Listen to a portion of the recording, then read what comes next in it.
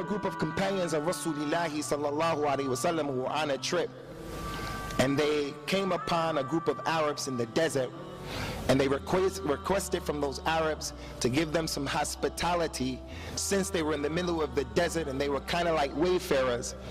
Because those Arabs weren't Muslims and they had enmity towards the Muslims, they refused to give them any hospitality.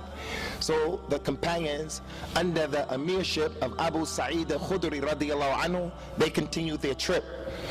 Allah Ta'ala caused the leader of those people who refused the hospitality to the companions to be stung by a scorpion or bit by a poisonous snake. He was dying from the poison.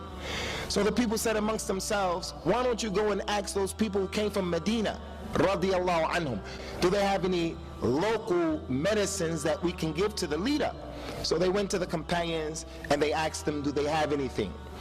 The companions in this situation, they had the upper hand. They could have made it personal. They could have said to the people, no, you remember what you did? You guys refused us hospitality, so we're not doing anything for you. But that wasn't the way of the companions, and that's not the way of the Muslims. Abu Sa'id al-Khudri said, yes, I have something I can perform on him, but before I do this, I want you people to agree to give us something in return. Give us 30 sheep, a sheep for each man in our group. Those people agreed. Abu Sa'id al-Khudri went back and he read over the man Surah al-Fatiha.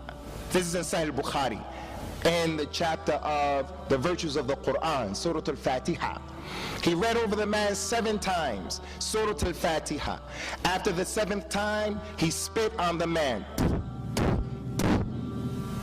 Because after the person reads Surah al-Fatiha or any aspect of the Qur'an, the spittle that comes out of his mouth after that has barakah on it.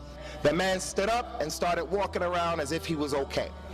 So the kuffar gave them the camels. Abu Sa'id al-Khudri said, no, we have to go see if this was okay.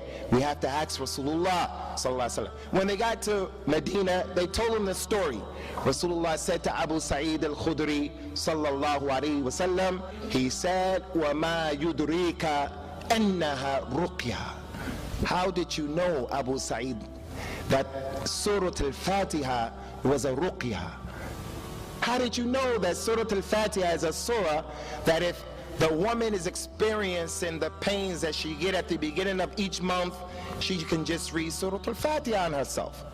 The person who's suffering from some type of sickness or disease, before spending money to go to the doctor here or there, he uses the Qur'an. But because of the weak iman, we don't think about that. We think about the monetary ways of curing ourselves. And Allah has mentioned in the Qur'an, وَنُنَزِّرُ مِنَ الْقُرْآنِ مَا هُوَ شِفَاءٌ وَرَحْمَةٌ لِلْمُؤْمِنِينَ. We have revealed in the Qur'an that which is a shifa and a rahmah to the believers.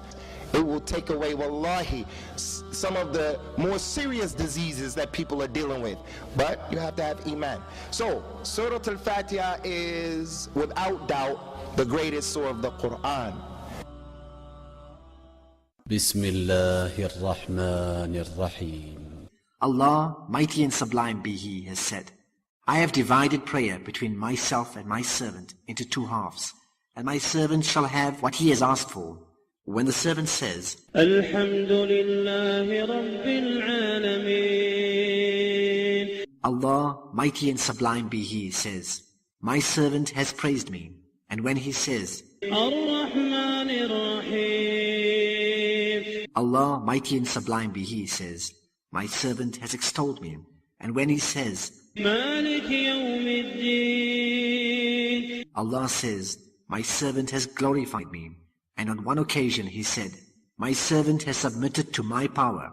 And when he says, إِيَّاكَ نَعْبُدُ وَإِيَّاكَ نَسْتَعِينُ, he says, this is between me and my servant shall have what he has asked for. And when he says, اهْدِنَا الصِّرَاطَ الْمُسْتَقِيمَ صِرَاطَ الَّذِينَ أَنْعَمْتَ عَلَيْهِمْ غَيْرِ الْمَغْضُوبِ عَلَيْهِمْ وَلَا